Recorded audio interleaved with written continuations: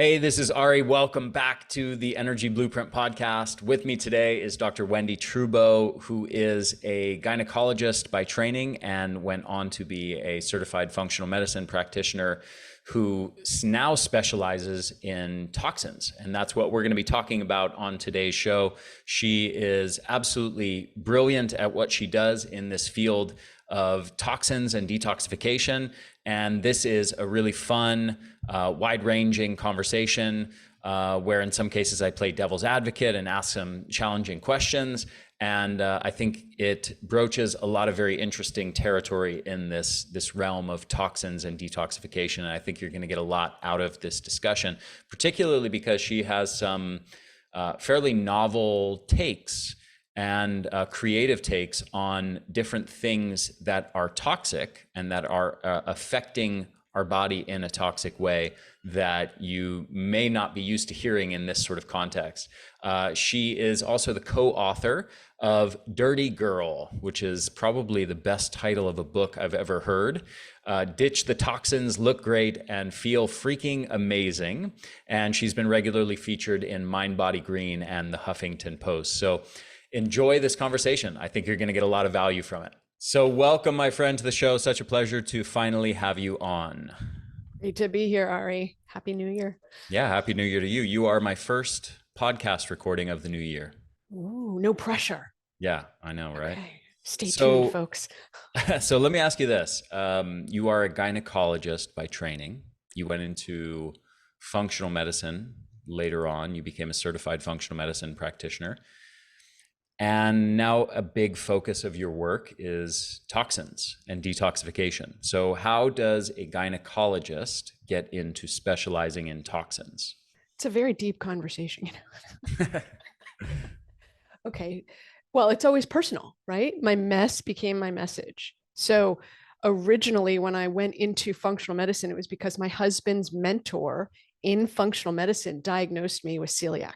And it altered my life because I had no idea that I was such a mess until my irritable bowel and room clearing gas and all the issues head to toe, wasting, nutritional deficiencies, hair loss, and endocrine, head to toe, I was a mess. And it all basically resolved when I dealt with the celiac and the resulting food sensitivities, candida, and I kind of trucked along, but I was super inspired to go into functional medicine because of that. So I went into functional medicine, and then fast forward like 13, 14 years, and I hit another major, I don't know, is it a bump? I wouldn't call it a bump. I would call it like a crevice that I fell into and had to climb out of when we went to France. I was 48. We went to France, trip of a lifetime. And I came home from France and my hair started falling out.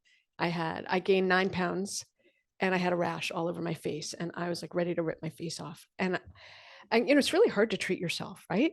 Like it's kind of hard to see the forest for the trees. So I already knew that I had mycotoxins. So I started to treat those. I had four strains. So cool. Started treating those, and we'll come back to that. And then I tested my thyroid because, right, everyone thinks their thyroid is off. My thyroid was perfect. And then being 48, I thought, must be my hormones, right? Hormones were perfect. And then I thought, okay, well, maybe it's my gut because I'm a celiac and I always have bad gut. Nope, my gut was great. So now I'm really stumped and I'm just like, what's going on here? And I hear this report that when Notre Dame burned, it released 500 tons of lead into the air as dust. And the closer you were to Notre Dame when it burned, the more lead exposure you got. And the farther away you were, the less you got. That makes sense, right? And we were there. We were there right after it burned. We didn't go to Notre Dame because it had burned, but we slogged through that dust for a week. And after I came home was when I got sick. Wow. And so how I got into toxins was because I immediately tested my metals and they had been mildly positive. Now they were super high. And I was like, ouch, I definitely got an exposure. Mm-hmm. And then I feel like in for a penny, in for a pound. So I tested the environmental toxicants like gasoline fumes and nail polish, chemicals and plastics and phthalates and flame retardants and you name it. And I had a boatload of them. Mm. And I looked at my husband and I said, I'm such a dirty girl. And that was really my entry into toxins because it was so personal. because I really don't know very many people who are like, cool, let's gain 9 pounds and have half their hair fall out, right? Nobody's like, sign me up. Well, it's great that you didn't lose your humor in the midst of lead poisoning. Right? Right. Well, I'm like far away from it. So now I can laugh about it. But at the time I was like, God, what's going on here, folks? Did your husband get excited when you first told him that, or did he know you were referring to lead poisoning? He knew because I said to him, look at this. I'm such a dirty girl. And he went, okay, yes, okay. And then I said to him, and that's going to be the title of our book. And he went, Yeah. okay. Yeah. So And it's he an was amazing title. It's an amazing title. right. Yeah. And our next book, Sweaty and Bitchy, is another amazing Are title. you? And Oh, so you're officially letting the yes, public know about the yes, next Sweaty title. and Bitchy is coming out third quarter of 2023. Hopefully you've trademarked it at this point, so nobody else I can think we steal it from have. you. It's very specific. It's trademarked for the book and for the supplements, but you Okay. can't trademark it for like, I'm so sweaty and bitchy. I wouldn't be able to sue you if you said that, Now, which are I these can't imagine. these sweaty and bitchy supplements that you speak of, are they designed to make you sweaty and bitchy or to remove your sweaty and bitchiness? Yes, have half my hair fall out and gain 9 pounds, said no woman ever. So no, they're designed to remove the sweaty and bitchy from your Okay. experience. Shouldn't they be called like sweaty and bitchy or something to that effect? Yeah, we'll call it like calm and chill and the ice pack. We'll call it like silly things that'll just go right in the vibe. But yeah, it'll Okay, be got it. totally designed to chill you out, quiet you down, balance your endocrine system, balance your hormones, help you sleep. Got Oh, it. Well, I hope that I'll be included in the brainstorming process for the branding and naming of all of the different products in this product line, because I think that would be a lot of fun. I'll hit you up. We'll do it offline though. And then book 3, which we talked about offline, which we're not going to share about yet. Well, I'll hit you up for All right. Stay tuned. So, so okay, back to toxins. Now, in the world of health, like I feel this is something I feel personally is going on for me, and I think a lot of people resonate with this. The demands on us are unprecedented. You know, if we contrast modern ways of life with hunter-gatherer ways of life, their way of life involves, you know, maybe a few hours a day of sort of doing something, whether it's hunting or gathering or fetching water or whatever, tending to the children. But for the most part, it's a very relaxed existence. There's a lot of lounging around, a lot of siesta time, so to speak, a lot of napping, a lot of just sitting around. And in the modern world, we're go, go, go. We've got a million things to do. We've got a million modern problems that are affecting our health. We've got, you know, circadian rhythm issues. We've got nutrition issues. People want to lose fat. They want to gain muscle. They want to fix their insulin sensitivity, their blood sugar levels. They want to fix their brain function. They want to, you know, a million things, right? Why should, amidst this landscape of so many things that could attract our attention, why should we focus on toxins? Can you make the case for it?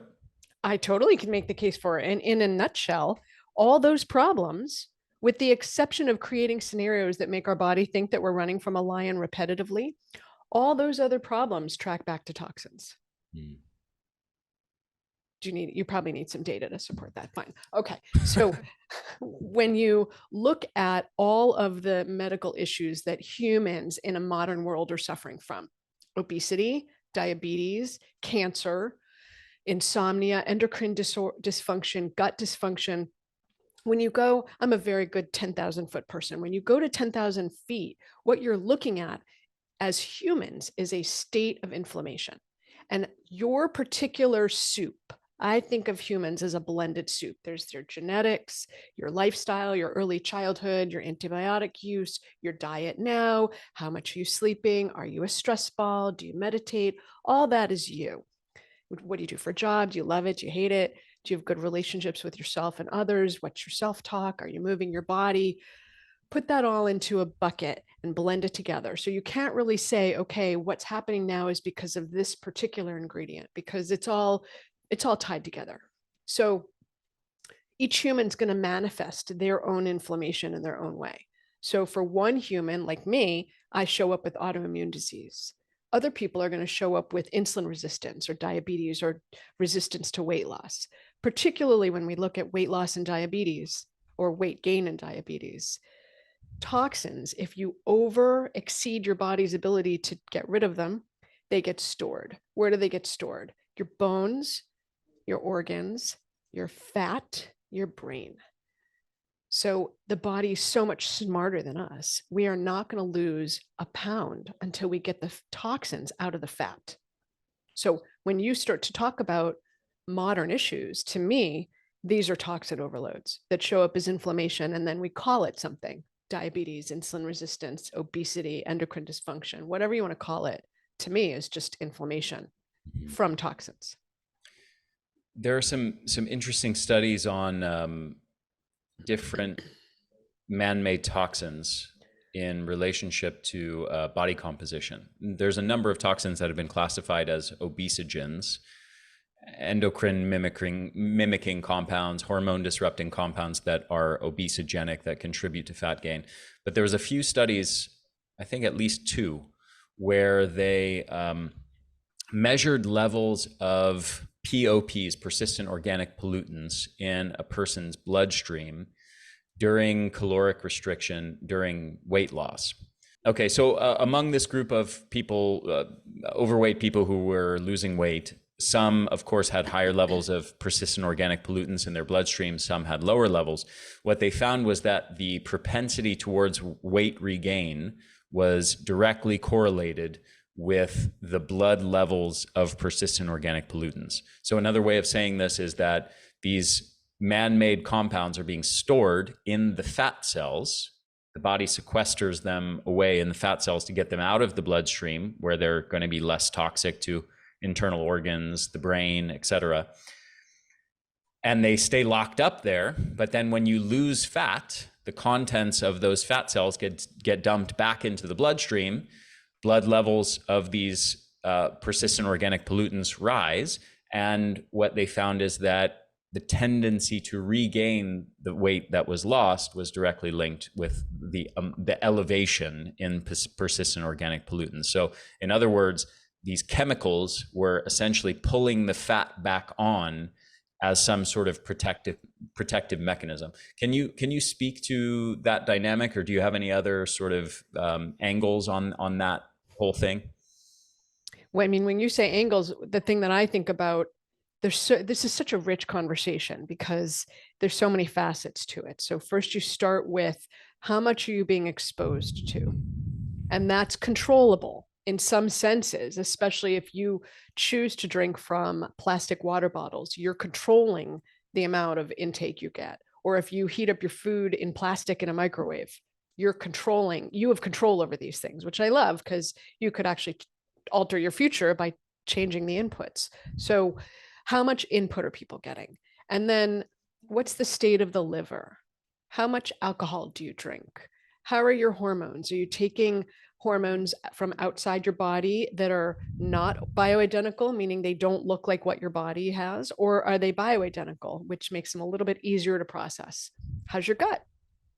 When these compounds get to your gut bound, are they proceeding out, or are you constipated and you're recycling them, doubling the burden on the liver and making it more likely you're going to essentially overflow? Think of your fat like a storage depot. So yes, to broaden and enrich this, everything that you're exposed to ends up in your fat if you can't walk it through its excretion process. Mm-hmm. And especially rapid weight loss can be particularly dangerous for people if they dump out all these toxins. It's why you start to feel cruddy during weight loss, because you start to detox. Mm-hmm. And the way that you're speaking about it implies that essentially all types of toxins can be excreted efficiently from the body. I'm under the impression that there are some types of toxins that that's not true, that really once they get into the body, it's very difficult for the body to get rid of them. I'm spacing on the exact name of this. It's not perfluorocarbons, but it's something along those lines. There was some kind of recent, I don't want to say scandal, but there was a discovery that a number of water brands like Perrier and I think Top Chico and one of the canned, I'm spacing on these flavored waters, but La Croix, I think, is the one. Mhm. Hopefully I'm getting all those brands right and not speaking badly about anyone. Get slapped with but them. there was high levels for sure in Topo Chico of this particular type of chemical, something along the lines of perfluorocarbons, and they were talking about them as quote unquote forever chemicals because they are not efficiently excreted from the body. Yeah, I think it's very difficult. So let's back up 200 years when you lived in a rural area, most likely, and you had that work-life balance that most of us strive for today. And you had clear rest and you had days of rest and you weren't exposed to incessant bombardment of technology, cell phones, blue lights, computers, all of it. And by the way, we hadn't yet entered the Industrial Revolution. And so the number of chemicals in your daily environment were quite low. There were no pesticides sprayed on your food. There were no cars. There were no highways. So you might have a lot of horse poop in your environment, but that's like what, that and alcohol were the biggest ones. Mm-hmm. Fast forward to when pesticides, particularly glyphosate, starts to be used in 1971. By now, glyphosate, which is an herbicide, and by the way, is pretty easily excreted if you stop getting exposed to it. Mm. But it's contaminated just about every food chain. All of the organic legumes are all pretty much universally contaminated. If you're not drinking organic wine or juices, or if you're eating high fructose corn syrup, these are all contaminated at every level and more concentrated. So when you look at the differences in our lives, the level to which we're being exposed and the breadth of exposure, something that I don't think that it's easy to excrete per se, but when you pile on that, not only are they difficult to excrete, but you're also adding just a tremendous breadth of toxins and pesticides that your body has to deal with, it gets that much harder. Mm-hmm. Think about lead. The lead is stored in your bones. It likes the bones. So it's a heavy metal. It's very difficult to mobilize a heavy metal. You need to work very hard at a number of different levels to bind it again, excrete it. So you need to make sure that you're pulling it from the bones, that it's not being pulled in a way that's going to make you toxic, that the liver is able to deal with it, that the gut is able to deal with it, that your kidneys are intact, you can urinate it out. So there's a lot of places this goes wrong. So I wouldn't say it's easy, but it's possible. Mm-hmm. Let's put it that way. Got it. By the way, I'll just quickly mention, I looked up the name of this substance because it was driving me crazy that I couldn't remember it. It's polyfluoroalkyl substances, which is a chemical class that includes 5,000 different substances that they say have been linked to learning delays in children and cancer. And I will give Topo Chico credit. They apparently have cut their score in half in recent years after it was discovered that they had the highest levels, but I think levels are still considered high. Yeah, is cut in half good or is cut in half better, right? Asking for a friend. Good question. Good question. It seems to that point, I mean, we go to a restaurant, we drink bottled, mineral water. Yep. And certainly, even for me, I make the assumption I'm drinking something pure. Mm-hmm. And then, my friend, maybe a mutual friend of ours, I don't know if you know, Marisa Snyder. Mm-hmm. I was hanging out with her in San Diego a few months ago, her and her husband, and we were at a party and I went to go drink a can of La Croix, like flavored water, just something I never do. Right. There was the only beverage available there that looked decent to me that didn't have a bunch of sugar in it or something like that, or alcohol. So I thought maybe I'll drink this. And she goes, "Oh, that has forever chemicals in it." And I went, "What?" Yeah, PFAS, mm-hmm. and then she also didn't remember what this thing is, polyfluoroalkyl substances. But, again, these things are just lurking everywhere. Mm-hmm. And we're being exposed to them, in the air and the water and the food. It's hard to, even in our homes, off gassing from our furniture and our carpet, and flame retardants on our mattresses, and it's like it seems almost impossible to avoid all of this stuff. Well, let's talk about perfection culture first. Okay. There's diet culture. We're not going to talk about that.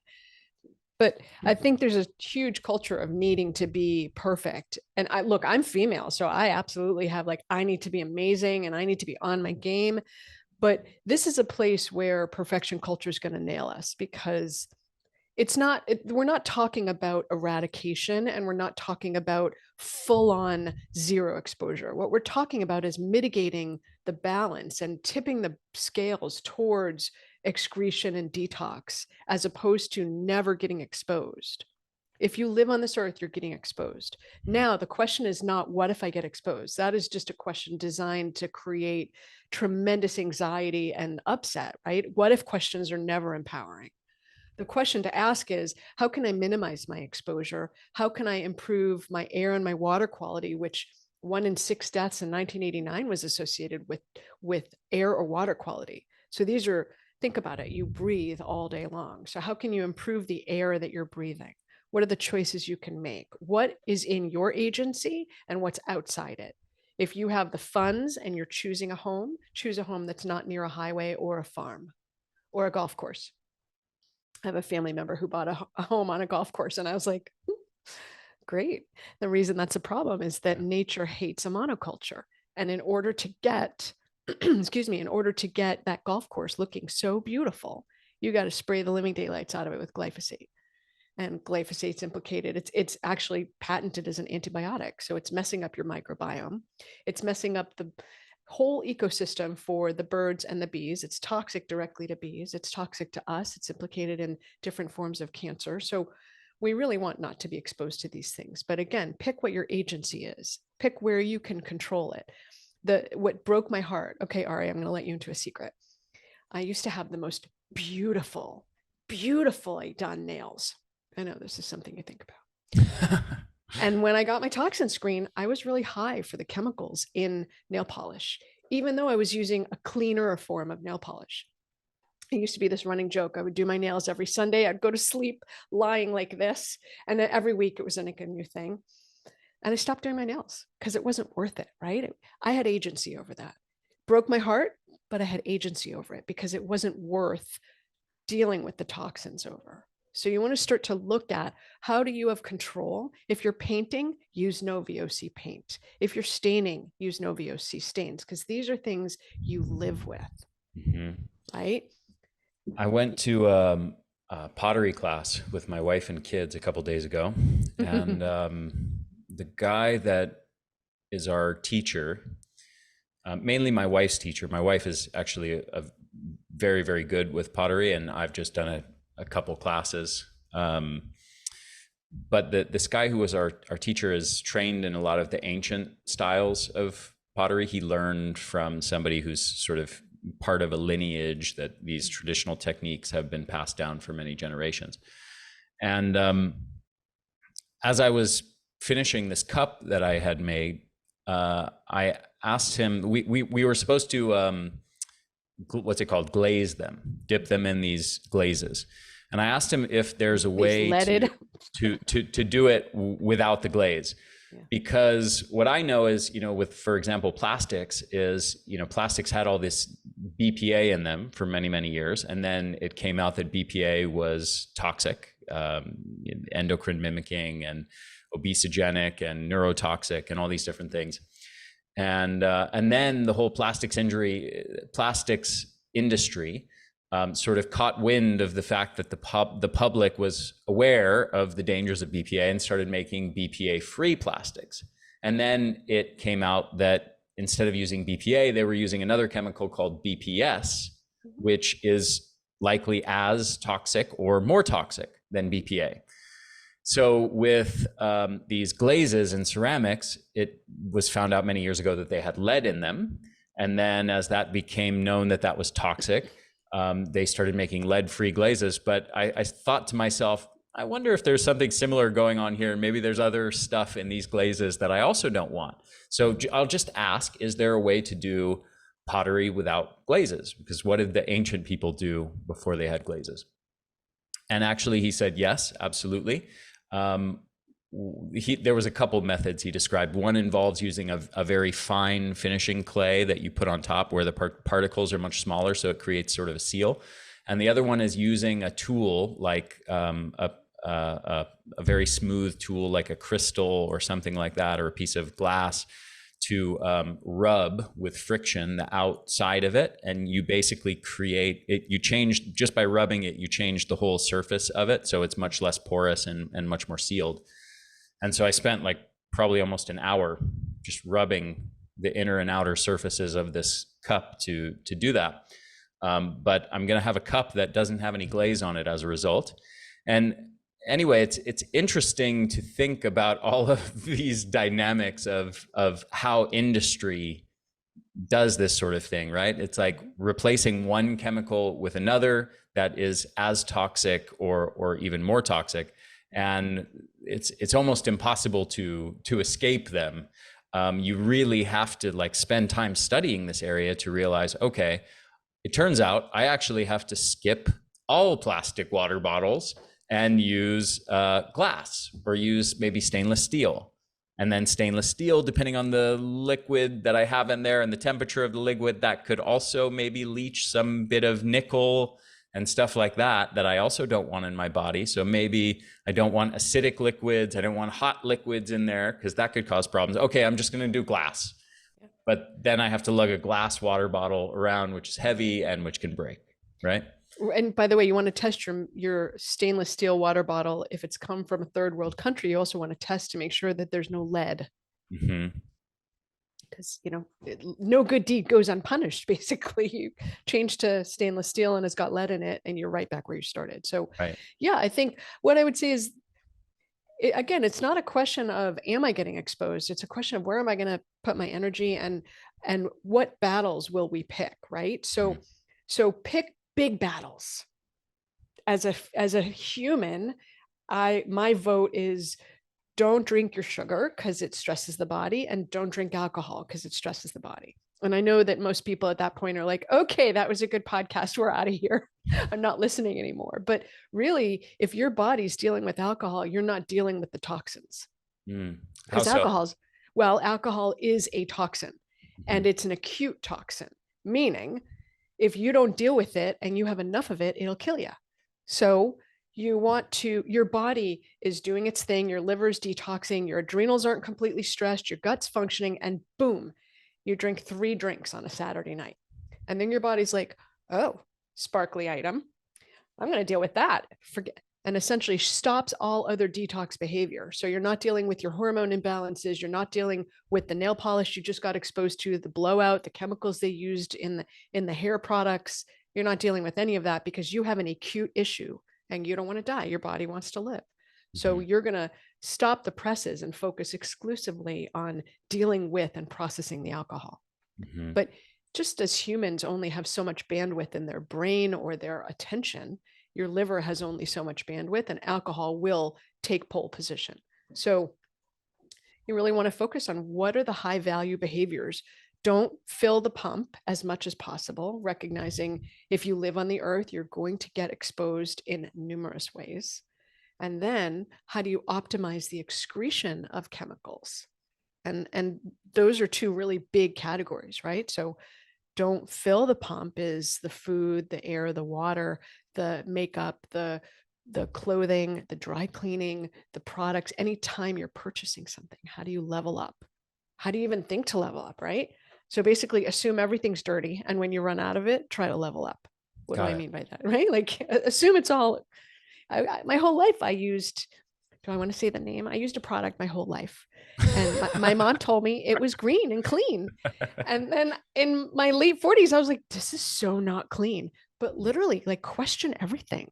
I grew up thinking this product was clean. It was green and it smelled nice. So I was like, it must be clean. Super bad. So assume everything is dirty. Okay. Okay. lot of different directions I want to go I from know, right? here. So on the notion that, let's go here first, it's a natural segue with what you just said. And I will maybe play devil's advocate slightly on that, and give you the opportunity to rebut it. So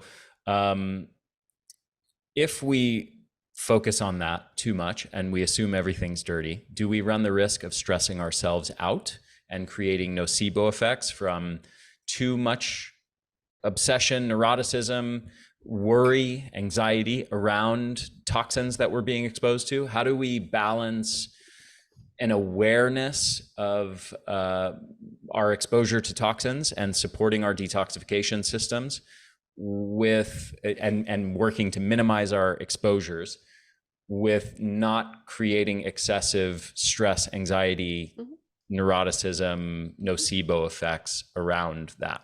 Which is counterproductive anyways, right? If you're super anxious, you've just shut down detox because your body's like, oh, a lion's going to eat me.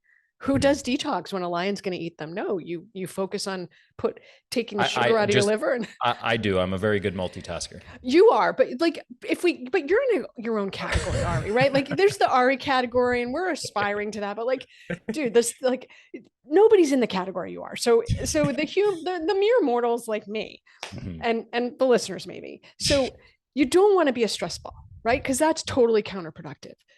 So I don't say assume everything is dirty to stress you out.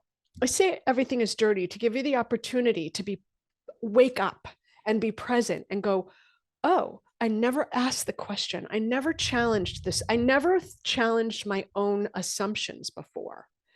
But that green product was not clean, right? So it's an opportunity, not a stress point.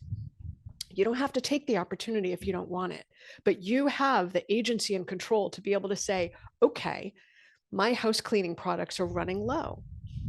What are some opportunities? First off, what am I using? Environmental Working Group rates everything pretty much. If you're using a mainstream brand, you can check it. This is why I think it's so valuable to question everything and assume it's dirty, because you can actually check. I was so psyched when I started this process, and I actually had picked a bronzer that was clean. I was like, okay. So once in a while, you'll hit the nail on the head and you'll be so proud of yourself. And then the majority of the time, you'll be like, oh boy, there's such an opportunity there, right? So it's an opportunity to take control. And I really believe in my heart, if we vote with our feet and our pocketbooks, eventually, when you have enough people moving in the same direction, companies will notice. Because if there's a demand for something, companies want to fill that demand. Yeah. So no, it's not to stress you out. It's to give you power. Got it. So shifting directions, what are some of the biggest toxins? I know you mentioned alcohol and sugar, which are, like not typically the toxins that people are talking about, but point taken that they are important to consider in this context. But apart from those two, what are some of the biggest toxins that you think are causing, let's say, a majority of the toxic load problems that are affecting most people? Yeah, that's a huge question, Ari. So to be fair, it's not like you draw a line and say, this is diabetes and this is cancer, although there are some implications with certain chemicals and the clinical result that happens. But let's take a step back. One major category is the way we think. So you have something like 60,000 thoughts in a day. And in a day, if you have 250 or 1,000 of those, or even 10,000 that are in some way disempowering or minimize you or stress you, you set your body off on a chain that ends up in shutting detox down. So simply by managing your thoughts and asking different questions, you can start to improve your health. So this is free, right? And here's the trick. So never ask what if questions. What if questions are in the devil bucket, because they send you down the victim, disempowered, can't fix anything, right? My friend said to me, she has 4 kids. 2 are twins. I guess they'd have to be. 2 are twins, and they're on the autistic spectrum. And they're over 20 now, and she was going away for the first time without them. She said to me, hey, Wend, what if my boys burn the house down? And I was like, oh, goodness, that is the wrong question. So ask a better question and you'll get a better outcome. So Mhm. I said to her, instead of asking, what if they burn the house down? Why don't you ask yourself, what do I need to do to prepare my kids so that they're safe while I'm away? Very different question, because that allows your brain to chew on it and puts you in the driver's seat, right? Instead of what if, you're now a victim of the circumstances you can't control. So ask better questions and you will start to send your body in a better direction. Mhm. I got more. Do you want to say anything about that though? No. Tell me more. Okay. More toxins. So that's just the toxic thoughts that we have. Thoughts like, you're so stupid. I'm so stupid. I never get it right. I'm a failure. I'm never going to succeed. Those type of fatalistic thoughts also shut down normal function because it sends your body into fight, flight, or freeze. So you want to start to notice the thoughts you have, because they're not real, but we give them power like they're real. So train your brain. Okay. Those thoughts they're not true. So have different thoughts, because you could just easily say, well, that's just not true. No, thank you. I'll take the other one, right? You want something empowering or disempowering? Choose the empowering. Okay. Let's set thoughts to the side. Then we get into the practicalities. There's the things you put in your body. So your food, your water, your alcohol, your juice, your wine, anything that you're eating or drinking. You want to make sure that you level up wherever possible. Eat food that looks like itself. Eat food that's organic. Eat food that's local. I live in Massachusetts. Organic and local don't often go in the same sentence, right? Because it's cold up here most of the time.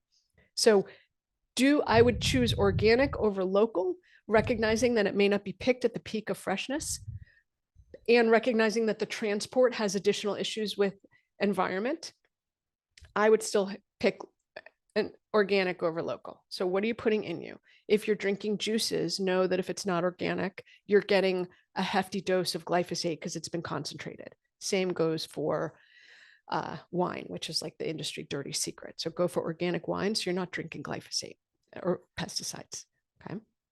Then there's, what are you putting on your body? As a female, by the time I've left the house, I've put over 200 chemicals on my body in various forms, from the shampoo to the conditioner to the face products to the makeup to the moisturizers to the perfumes, you name it. And we're getting bombarded with chemicals. So again, another opportunity, as you run out of something, look to see if what you own is clean. And if it's not, level up using the environmental working group. 3, what's around you? This is like the hardest category because sometimes we don't have control over it. This is your air quality. Do you live near an industrial plant, a farm, a golf course, a highway? If you do, you're going to want to be extra careful about improving the air quality in your home with HEPA filtration and cleaning your air ducts and having the air quality tested in your home. Test the water in your home. That kind of goes to the in you and around you because it's coming from a well or a municipal system. So it's outside your control, but you have control once it comes in your house. So control the quality of your water. Check on your furniture. A lot of companies will comply with the California Prop 65 of letting you know that there were chemicals or that it complies and there's no chemicals. So you can shop sustainably. It will be more expensive. But what you want to think about is, what's the cost of preventing a disease versus the cost of responding to a disease, right? If you could make the choice to avoid cancer by spending $10 extra a day, you probably would, because if you got cancer, you'd be spending $100,000 in a year. So it's a lot more expensive to react than it is to prevent, but we don't always think of it that way. Mm-hmm. So looking at what furniture you're buying, if you're going to buy a bed. So interesting, Ari. I have a patient who had really high levels of flame retardants. And I'm like, did you just buy a new bed? She said, yes. I said, oh, is it organic? She said, no. I was like, oh, cringe. Because, beds are expensive. So if you're in the market for a new bed, get one without flame retardants, because these are endocrine disrupting.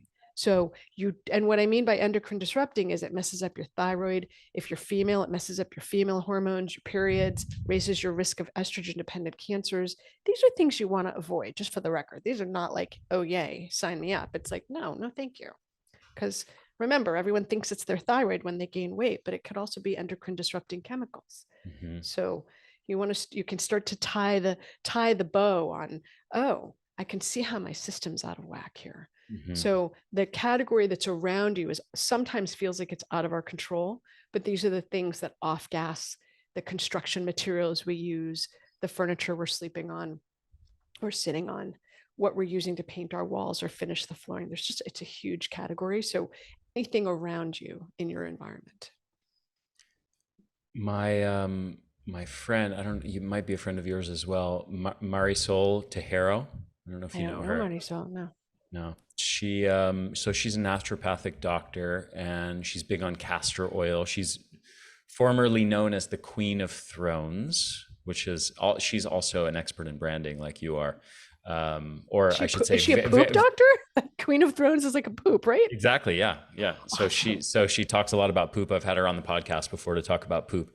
And when I spoke to her a couple months ago, she wanted to come on the podcast to talk about a new thing that she's into, which I'm going to have this conversation with her soon. But it's about um, clothing, synthetic clothing, and chemicals on synthetic clothing. And speaking of flame retardants and things like that, anti-wrinkle chemicals. I'm wearing a shirt right now that is an anti-wrinkle shirt. You Probably look has lovely, by chemicals the on. way. Looks Thank you. lovely. Thank you. It's nice because honestly, it's a huge convenience because I never have to iron it, and it's really a major thing. But now it's in my head that maybe I've got chemicals on my body in this thing. All these synthetic fibers. Basically, she's arguing in favor of the idea that all these synthetic fibers are coated in chemicals and stuff like that. And on the one hand, it kind of it certainly, like, there's a logic to it that makes sense, that it's plausible. On the other hand, it leads me to, as I start to think about it, I'm like sitting in my car, for example, and I'm sitting on the seat of the car. My skin's in contact, my arms are in contact with the synthetic fibers or the materials of the car, which are certainly also, guilty of the same thing, of 300 chemicals in your new car. exposure to chemicals. My house, sitting on the couch of my house, there's a million things like that where your skin, I surf, so I wear synthetic bathing suits, wetsuits, things like that. And I work out a lot. The clothing for that is oftentimes synthetic fibers, right?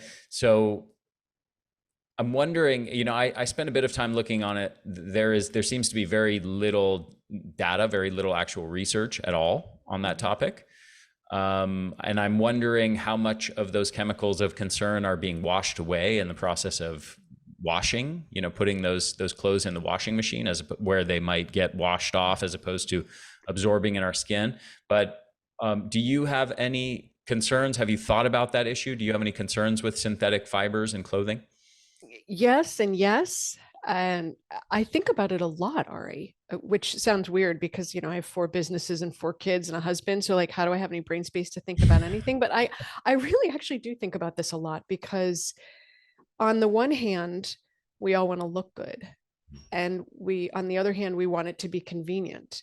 And the toxicity of our clothing is almost invisible unless you have an actual reaction to it. So yes, it's really difficult to get clothing that's clean. So this, I think, if you're in the world that we live in, like, I present and we're at conferences and I have to look a particular way because that's my brand. So I have a couple of rules. I don't take my clothes to the dry cleaners. They use a form of formaldehyde to clean your clothes.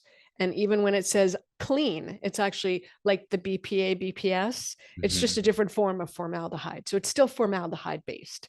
So I don't take my clothes to the dry cleaner. That's one. We wash it ourselves. And everything that says dry clean only, you could pretty much wash it. So we wash almost everything. Two, And I assume you don't take personal responsibility for anybody's clothes that may be ruined from following that. Yeah, no. I mean, test it out. But like, most things can be. I had this dress. I bought this dress in med school, and it's like my favorite dress. It's actually a little bit too big now, but it's my favorite dress. And for years, I dry cleaned it, and it looked terrible. And I was like, well, it's either ruined or I'm going to wash the darn thing. And I washed it, and it looks great. now it's too big, but it looks great. It's no longer stained because I was able to actually deep clean it. And it says dry clean only. And I was like, all right, well, so from the chemicals in our clothing to the types of chemicals that the clothing is made of, these are tremendous opportunities to, in theory, clean up, but in reality, it's very difficult to find clothing that will match. So back to the rules. 1, I don't dry clean my clothes. 2, we use a clean detergent that's EWG verified. 3, don't wear clothes from the store that haven't been washed, because to prevent them from getting moths on the way from the third world country to you, they're sprayed with chemicals. So do your best to wash them before you wear them. I was wondered why new clothes have a very distinctive smell to them. It's that chemical that it was sprayed with to prevent the moths from eating it on the way from on the ship. So wash the clothes before you wear it. And I read a study that it can sometimes take multiple washes to get the chemicals out. So wash it, but you may need to wash it again. It's not always foolproof. So if you still smell it and you go, kind of still smells, throw it back in the wash. And then we haven't talked at all about ways to improve your body's ability to detoxify. So I think if you're going to be someone who's into fashion, then what we focus on are those 3 rules, and then focus on detoxification, because there's no category of super clean, amazing dyed, comfortable, multi-wear, flexible clothing unless they're made of synthetic fibers. It's unfortunate, but no. Right. But do you think that most of these chemicals would be washed off over a period of time in the washing machine over, let's say, a dozen washes?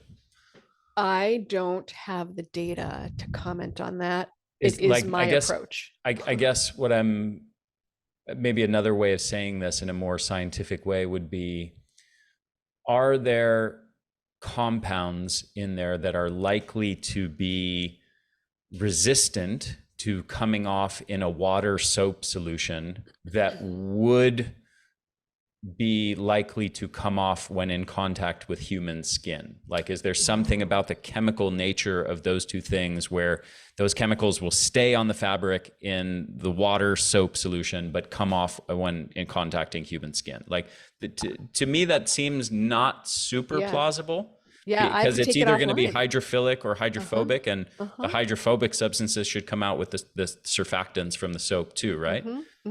So I don't know the answer to that. I have to take that offline and look into it, because I honestly don't know. Okay. Got it. But you're right to think if it's not coming off when you wash it, it shouldn't be coming off on you. Okay. That's a valid thought process. But the ones that come off in the wash but come off incompletely are the ones you want to worry about. Right. Okay. So I have a couple more sort of devil's advocate-y type of questions. And then I want to talk about practical methods to enhance detoxification. So one of them is pretty straightforward, but it's worth speaking to. And then the other one is more sophisticated. So the first one is that there are a number of people who like to call themselves evidence-based. Whether they're evidence-based doctors, evidence-based quote unquote, or evidence-based nutrition and fitness people who poo-poo the whole notion of anything to do with toxins and detoxification. Detox is a bunch of nonsense.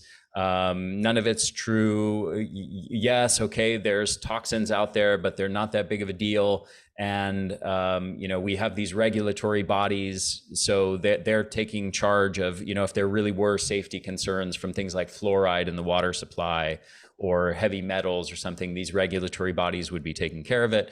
That's one maybe dimension of the argument. The other one, maybe the majority of the argument is the only detox that happens that's real is our body's detoxification mechanisms, our excretion mechanisms and liver detoxification methods. And they basically say any other stuff, anybody trying to sell you on anything related to detoxification, that's a bunch of quackery, that's a bunch of pseudoscience. So what do you say in response to people who put forward that argument, who think of themselves as evidence-based?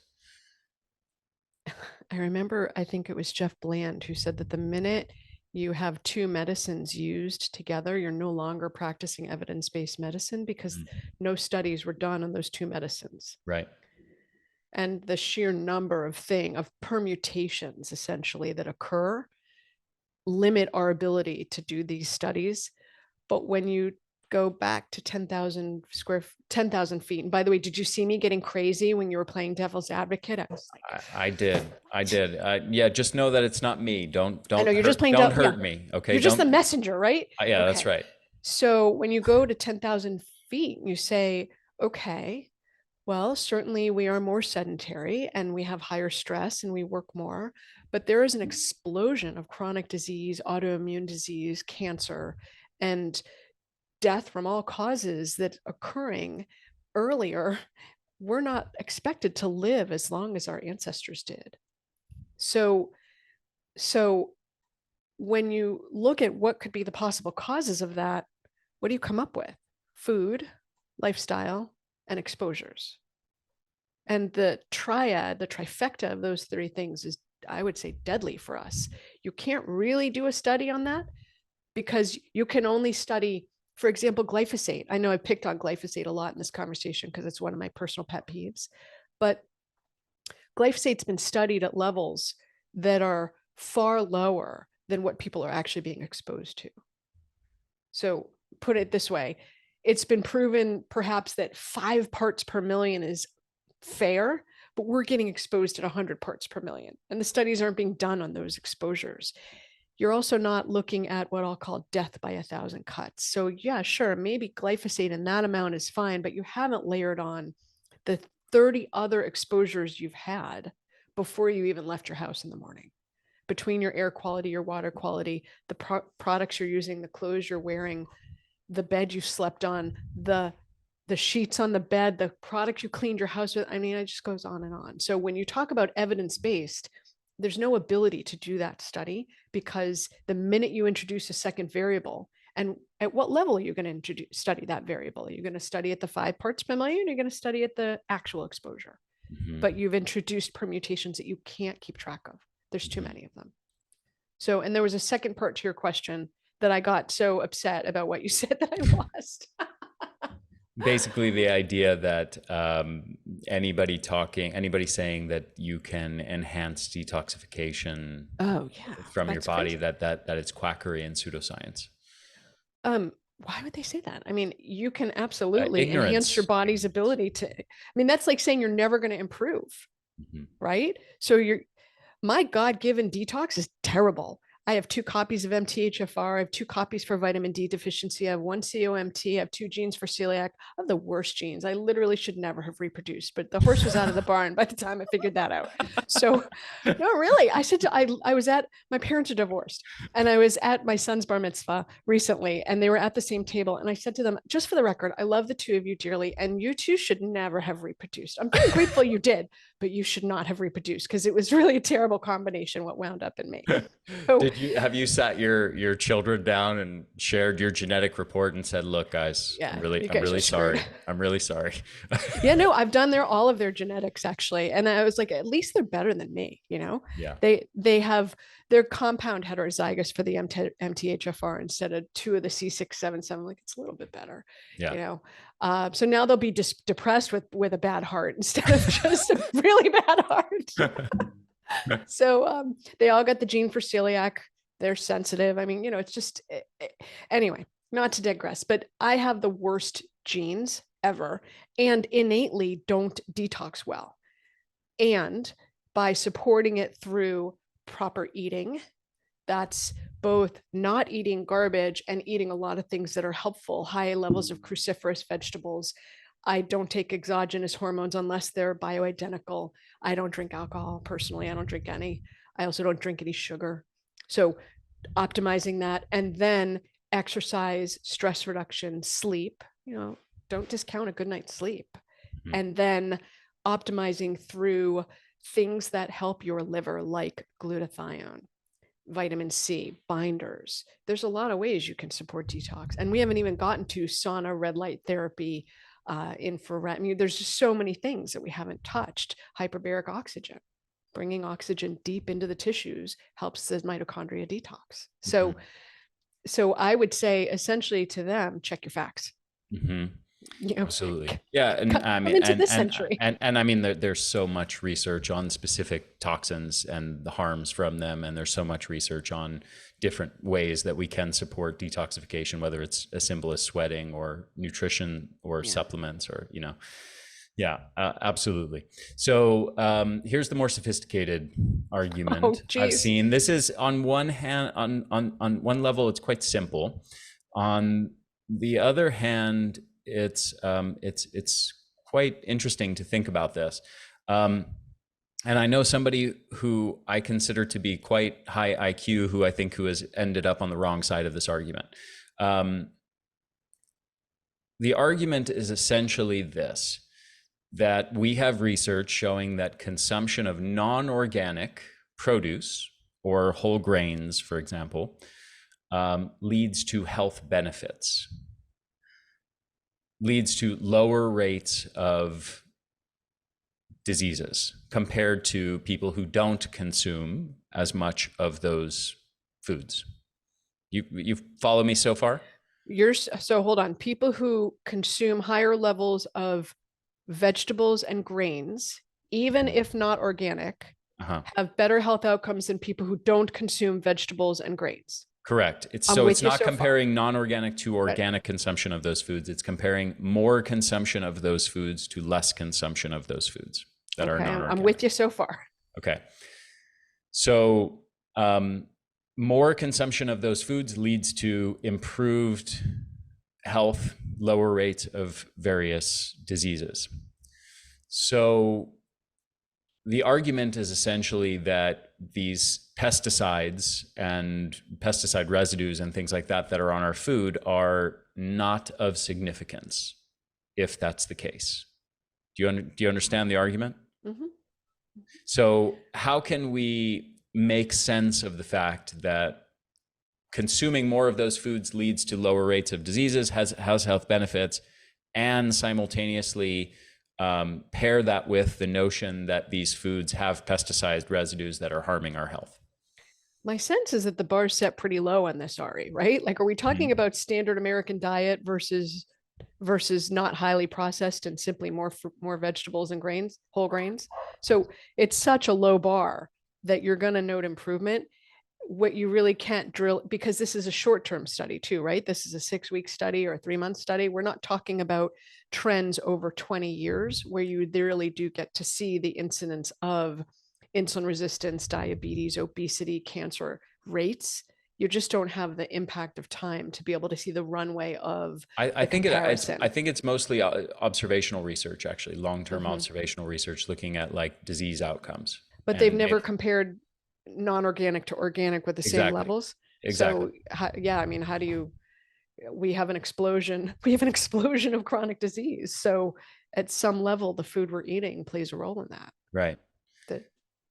My response to it was, I asked him to think of a thought experiment where you had people in, let's say, an area in Africa that was suffering from malnutrition from protein deficiency. So let's say they had like almost no food available. They were surviving on like starchy tubers like cassava and nothing else. And for months or for years, they will develop malnutrition as a result of lack of protein. And let's say you airdropped in a bunch of chicken every week, but the chicken was contaminated with arsenic. You would expect to see that the protein consumption resolves a lot of the symptoms of the malnutrition, but over time, the arsenic poisoning would result in other symptoms. So you have this like complex mixture of beneficial effects and toxic effects at the same time. You get what I mean? Yeah, I totally agree. Yeah. So I think with like, okay, you can eat, if you eat more broccoli, you're getting some benefits from the broccoli, but you're also getting pesticide residues. Would it be better to not have those pesticide residues? Yeah. Is it possible that the consumption of those pesticide residues over time is likely to lead to other Mhm. health problems, even if overall the net benefit of it is still there's still a net benefit relative to the net harm, Mhm. possibly, you know. Mhm. No, I It totally becomes agree. it becomes, I think, complex when you look at it in the context of vegetable consumption or something like that. Yeah, so let's talk about that in real life, right? So what I always say to people is, yeah, it's better to eat your vegetables than to eat something that came from a processing plant. Mm-hmm. You're always going to tip the scales towards health the better you do. Do you have to be perfect? No, but you have to be better. Mm-hmm.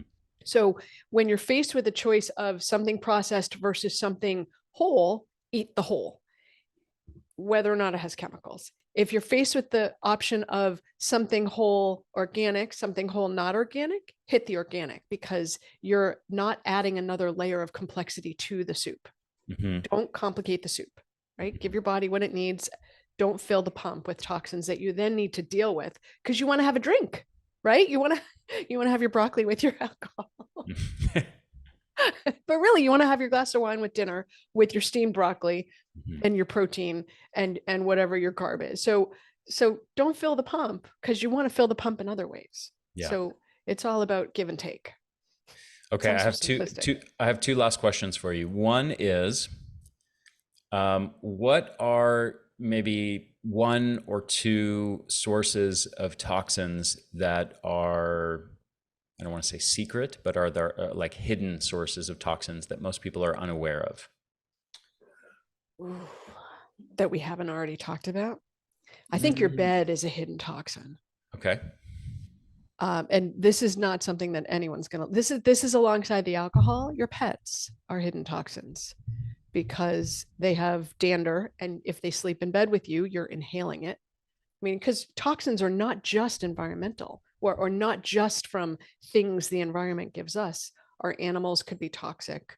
And I actually would go for that. Our thoughts are a huge hidden source of toxins, Mm-hmm. because they will shut down detox faster than I could click my fingers. Mm-hmm.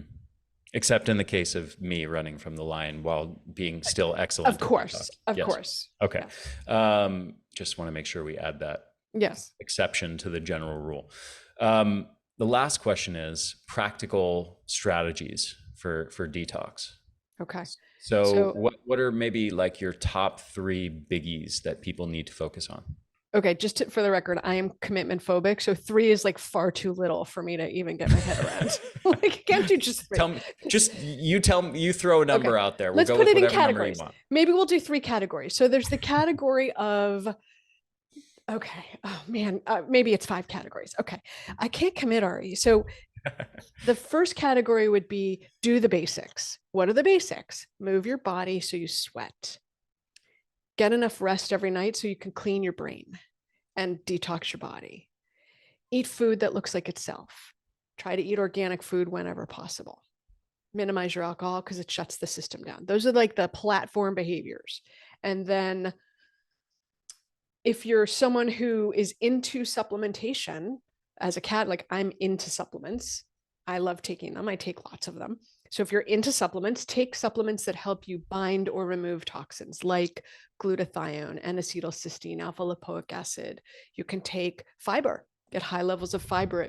The propylmannan konjac fiber binds to every strain of mycotoxins. So if you live in a climate or have had water damage or have a moldy basement or you live in a wet climate, you can actually remove the toxins just by getting fiber. Which So one was that called? the Propyl? propylmannan, it's the konjac Propylman. fiber. Isn't, I thought it was glucomannan. No, propylmannan. Well, it may be also glucomannan, but propylmannan konjac fiber will remove Propomannan. I've never heard of that. It's like off screen, but it's right there. Propomannan? Propol, Propyl. propolmannan. There might Propyl. be an extra L in there somewhere. Huh. Interesting. Propylmannan. I have So not heard that. it's the konjac fiber, and it binds to all the strains of mycotoxins. So if you're into that kind of thing, that's an easy win because it helps regulate your gut and helps bind things. Easy wins. Cilantro, which I personally despise. Okay, I'm not walking the talk on this one. I hate cilantro, but if you like cilantro, eat it because it binds to mercury and other You're one of the toxins. people that genetically it tastes like soap to you. Remember, we talked about genetics. Yeah. But parsley also very effective. So Eat foods that support detox, What microgreens. about modified citrus pectin Yep. and fulvic acid and Mhm. zeolites? All of them, love it. Okay. Great binders. So all those binders are fantastic for moving the mycotoxins and the metals. So Hmm. those are great. And then I guess we are in three categories. So there's the lifestyle and food, then there's the supplementation, and then there's the other, which is get yourself to a sauna, get yourself to a float tank, get yourself to a hyperbaric oxygen, get yourself an IV, get yourself the ways to support detox and push it along. So those are the red light therapy. Those are those alternative things that your friends don't like. Hmm. Beautiful. Wendie, this was so much fun. Thank you for coming on the show. I love your My energy. I pleasure. always love our conversations. It was such a pleasure to have you on, and I'm sure this will be the first of many conversations. This is great, Ari. So, Thank you. or the first, at least on my channel. We've already had many conversations outside of this. Um, where can people go to find your work or to get in touch with you, to work with you? Where do you want to send people? I'm everywhere. So the book, Like don't God, do omnipresent. not. I'm everywhere. So do not go to your favorite search engine and type in "dirty girl" because you're not going to find me. I promise you. You're What gonna will they find? You'll find other stuff.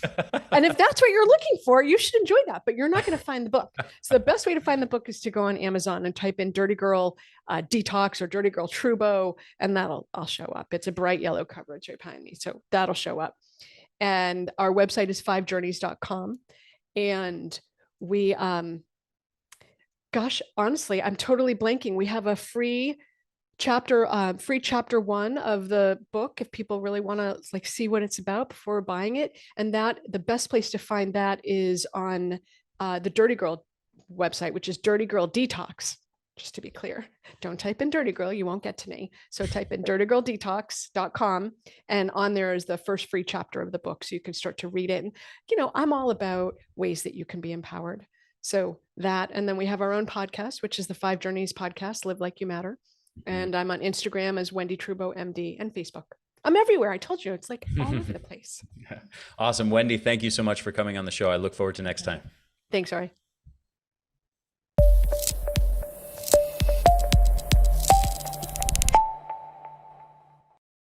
Hey there, this is Ari again. Thank you so much for listening to this episode. I hope you enjoyed it.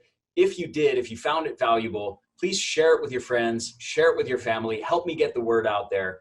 Also, if you're on YouTube, make sure to hit the subscribe button and hit that little bell to get notifications every time we release a new video or new episode of the podcast.